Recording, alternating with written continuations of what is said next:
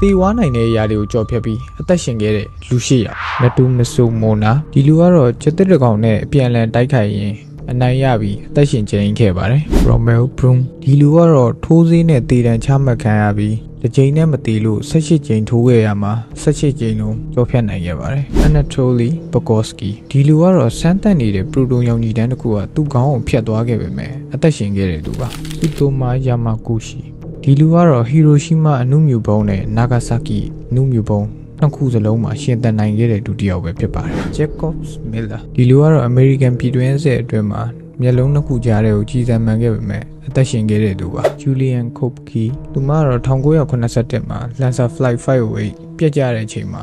မတည်ဘဲနဲ့တက်ရှင်ကျင်ခဲ့တဲ့သူတစ်ယောက်ပါ Aaron Roston သူကတော့9ရက်လောက်ကြောက်ထဲမှာလက်ပေါ်ကြောက်တုံးပြီးအသက်ရှင်ခဲ့တဲ့သူပါ Vesna Volvic သူမကတော့လေရင်မဲ့တစ်ယောက်ဖြစ်ပါတယ်သူမရဲ့လေရင်ပောက်ကွဲတဲ့အချိန်မှာတော့အမြင့်ပေ3300ကနေပြီးတော့လီဒီမပါပဲခုန်ချခဲ့တဲ့လူပါအမြင့်ပေ3300ကနေခုန်ချခဲ့ပေမဲ့အသက်ရှင်ခဲ့လို့Guinness World Record ကိုရခဲ့ပါသေးတယ်ဒီလူတွေထဲမှာဘယ်သူကပို့ပြီးတော့ကန်ကောင်းတယ်လို့ထင်လဲ